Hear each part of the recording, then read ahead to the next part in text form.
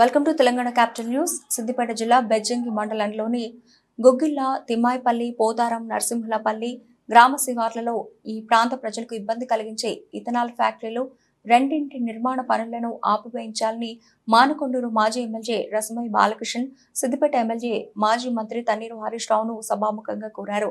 Parliament ఎన్నికల్లో BRS అభ్యర్థి బోయినపల్లి వినోద్ కుమార్ గెలుపు కొరకు ఏర్పాటు చేసిన సమావేశంలో పాల్గొన్న తన్నీరు హరీష్ రావుకు రసమై విజ్ఞప్తి చేశారు. అనంతరం స్పందించిన హరీష్ రావు మాట్లాడుతూ ఇథనాల్ ఫ్యాక్టరీ నిర్మాణ పనులను అడ్డుకుంటానని, ఆయా గ్రామస్తులకు వెన్నంటి ఉంటానని అధైర్యపడొద్దని, తాను అసెంబ్లీలో సైతం పోరాటం చేస్తానని, అవసరమైతే కోర్టుకు సైతం వెళ్లడానికి వెనకాడనని సభాముఖంగా హామీనిచ్చారు. అవసరమైతే ఆయా గ్రామస్తులు చేపట్టే ప్రత్యక్ష చర్యల్లో సైతం పాల్గొని ప్రజలకు అండగా ఉంటానని తేల్చి చెప్పారు.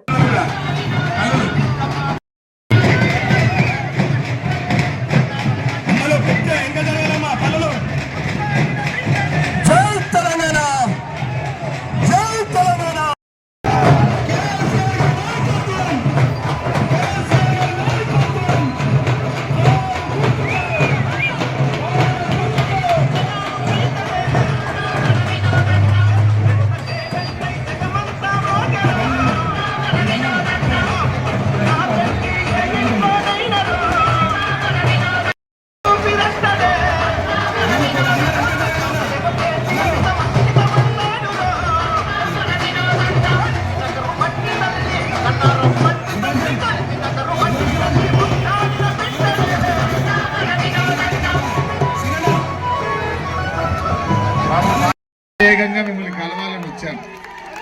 సో నేను చూసుకుంటా ఉన్నాడు. ఏం ప్రాక్టీసో మీకు తెలుసు, ఏమైందో కూడా మీకు తెలుసు. ఇంకొక ఎమ్మెల్యేని గుండ్లపల్లిలో పెట్టినాడు. పొద్దుగా లేస్తే పోలీసులకు ఫోన్ చేయాలి, ఎంఆర్ఓలకు ఫోన్ చేయాలి.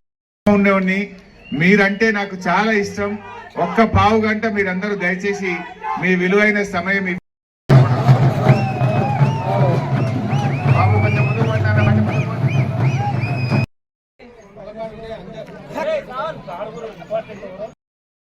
ఎవరి కంట్ల ఎట్లా మన్ను పడ్డాయో, ఎవరి జేబులలో పైసలు పోయినాయో తెలియదు. కానీ ఆ విత్తనాల ఫ్యాక్టరీ తీసుకొచ్చి మా ఊర్లను చంపాలని చూస్తా ఉన్నారన్న. దయచేసి తప్పకుండా మీరు అసెంబ్లీలో మాట్లాడాలి.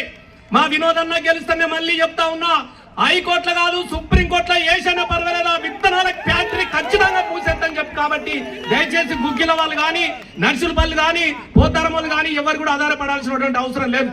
లంగలు దొంగలు పైసలకు అమ్ముడు పోయిన వాళ్ళు ఇదే ఇక్కడ ఉన్నటువంటి మంత్రి మన జగిత్యాల పోతే వాళ్ళ ఎమ్మెల్సీ జీవన్ రెడ్డి సిగ్గుందా బుద్ధుందా ఈ ఫ్యాక్టరీ తీసుకొచ్చి మా బతుకులను చంపుతామని చెప్పేసి ఫ్యాక్టరీ మూపించిండు. అదే కాంగ్రెస్ జీవన్ రెడ్డి గారు, ఇదే పొన్నం ప్రభాకర్ మంత్రి గారు డైరెక్టర్ ఉన్నదాన్ని. మళ్ళీ ఇక్కడ ఎందుకు మాట్లాడతలేరో దయచేసి మీరు అర్థం చేసుకోవాలి. అట్లాగే అన్నా రసమై చెప్పినట్టు ఏదైతే ఇథనాల్ ఫ్యాక్టరీ నరసింహులపల్లి ప్రజలు వద్దని కోరుకుంటున్నారో దాని మీద ఎంతటి పోరాటానికైనా నేను మీతో పాటు ఉంటా. కలెక్టర్ తోనైనా రేపు అసెంబ్లీలో మాట్లాడతా, అవసరమైతే కోర్టుకైనా పోయి మీ పక్షాన నేను అండగా ఉంటా, మిమ్మల్ని కాపాడుకుంటా అని చెప్పి కూడా మనం చేస్తా ఉన్నాం. మీరు కూడా గ్యారంటీలు అన్నారు, 6 గ్యారంటీలను ఊరిచ్చిండ్రు. బాండ్ పేపర్లు వంచాలి మీ దగ్గర, ఇంటింటికి వచ్చి బాండ్ పేపర్లు వంచిర్రు, నోటరీ డాక్యుమెంట్లు వంచిర్రు, కాళ్ళల్లో పట్టుకున్నారు, చేతులల్లో పట్టుకున్నారు. ఏమైనా 4000 పింఛనంటే అబ్బో అని చేతుల్లో పడుతున్నారు. అప్పుడేమో చేతులలో పట్టిరు, ఇప్పుడు ఏమైనా 2 లక్షల మాఫీ అంటే చేతుల్లో పడుతుంది. చేతుల్లో పట్టిన కాంగ్రెస్ కు మనం బుద్ధి చెప్పాలన్నా వద్దా? మరి నడిమిట్ల బీజేపీ కూడా వచ్చిండు, కాంగ్రెస్ మీద కోపం వచ్చింది. కాంగ్రెస్ వాళ్ళు అబద్ధం ఆడిండ్రు, మోసం చేసిందని అర్థమైంది. పేనం మిల్కెళ్ళి పొయ్యిల పడ్డట్టు అయితే అది ఇంకా డేంజర్. బీజేపీ పార్టీ గరీబోళ్ళకి ఏం చేయదు, ఏం చేయకపోవడం ఇచ్చిపెట్టు, రక్తం పీలుస్తుంది. గా జిఎస్టీ అని తెచ్చి పెరుగు మీద, పాల మీద, ఉప్పు మీద, పప్పు మీద, మంచి నూనె మీద, గోధుమ పిండి మీద కూడా జిఎస్టీ వేసి ధరలు పెంచింది. గరీబోళ్ళ నడ్డి విరిచింది బీజేపీ పార్టీ. గ్యాస్ సిలిండర్ ధర 1000 రూపాయలు చేసింది బీజేపీ పార్టీ. రైతుల కోసం మద్దతు ధరకు చట్టబద్ధత ఇస్తామని మోసం చేసింది బీజేపీ పార్టీ. ఏదన్నా బీజేపీ వాళ్ళు గరీబోళ్లకో, రైతులకో, మహిళలకో చేసిన ఒక్క మంచి పని ఉందా అని నేను అడుగుతా ఉన్నా. అందుకే ఈ మధ్య ఈడేం చేస్తున్నారు, కరీంనగర్ లా ఏదైనా మంచి పథకం ఉంటేనేమో మీరు చెప్తారు. ఇగో మీ బీఆర్ఎస్ పార్టీ ఏం చేసిందంటే మనం ఏం చెప్తాం, గులాబీ జెండోళ్ళం అరే కళ్యాణ లక్ష్మి ఇచ్చిండు, 2000 పింఛన్ ఇచ్చిండు, రైతు బంధు ఇచ్చిండు, రైతు బీమా ఇచ్చిండు, బాయికాడ 24 గంటల కరెంట్ ఇచ్చిండు. మా కేసీఆర్ అని 20 చెప్తాం మనం. మరి బీజేపీ ఒక్కటి చెప్తాడే? ఏం చెప్పాలి? పెట్రోల్ ధర పెంచినా, గ్యాస్ ధర పెంచినా, జిఎస్టీ పెంచినా, గరీబోల లేవు కనుక మీ ఇంటికి ఒక చిత్రపటం మాత్రం పంచిండా?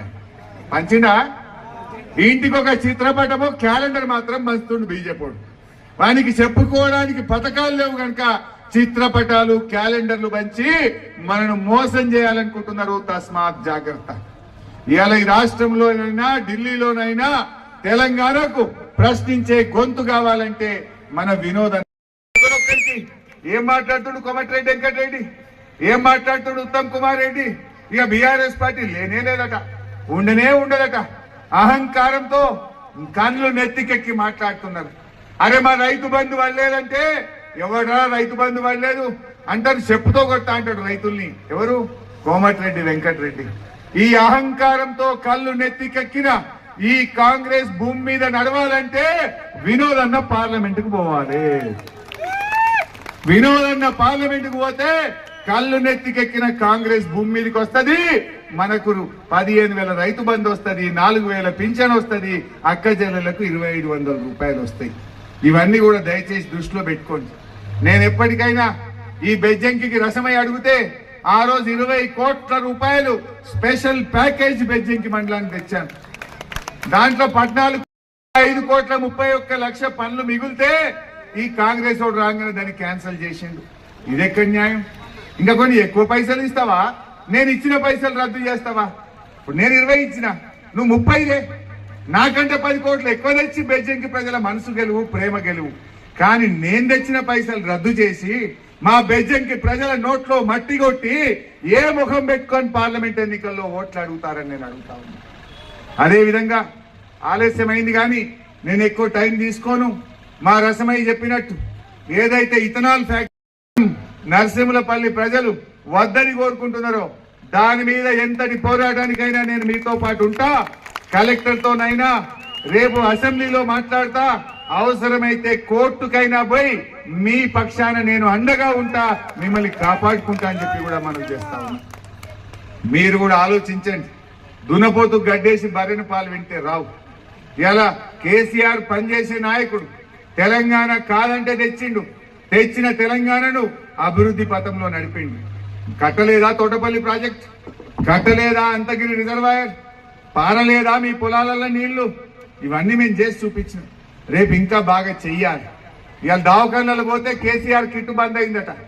సర్కార్ దవాఖానాలు ఇంతకుముందు కేసీఆర్ ఉండగా పెళ్లికి 1,00,000 ఇచ్చిండు. బిడ్డ కాన్పుకు పోతే కాన్పు చేసి కేసీఆర్ కిట్ ఇచ్చి తల్లిని పిల్లను ఆటో కిరాయి లేకుండా తెచ్చి ఇంటికాడ దించిపోయింది. కాంగ్రెస్ వాళ్ళు వచ్చిండ్రు, కేసీఆర్ కిట్ బంద్ అయింది. దవాఖానలో పోతే 4 గోళీలు రాస్తే 1 గోళీ ఇచ్చిరట, 3 గోళీలు బయట కొనుక్కోపో అంటురట. న్యూట్రిషన్ కిట్ బంద్ అయిందట. వాటిలో కొనే దిక్కు లేకుండా అయిపోయిందట. మరి ఇవన్నీ తెలిసి కూడా మనం మోసపో. మరి మంచిగా విజన్ ఉన్నటువంటి వినోదన్నను కారు గుర్తు కోటేసి ఆశీర్వదించండి. బెజ్జంకి నాకు ఇష్టమైన మండలం.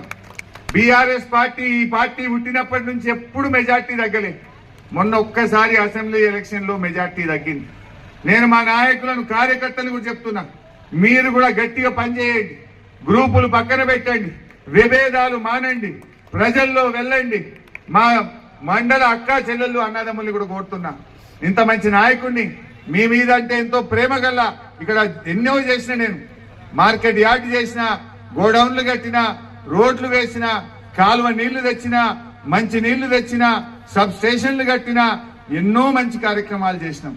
మరి దయచేసి మీరే నాకు అత్యంత ముఖ్యమైనటువంటి వారు. మీ ప్రేమ కావాలి నాకు.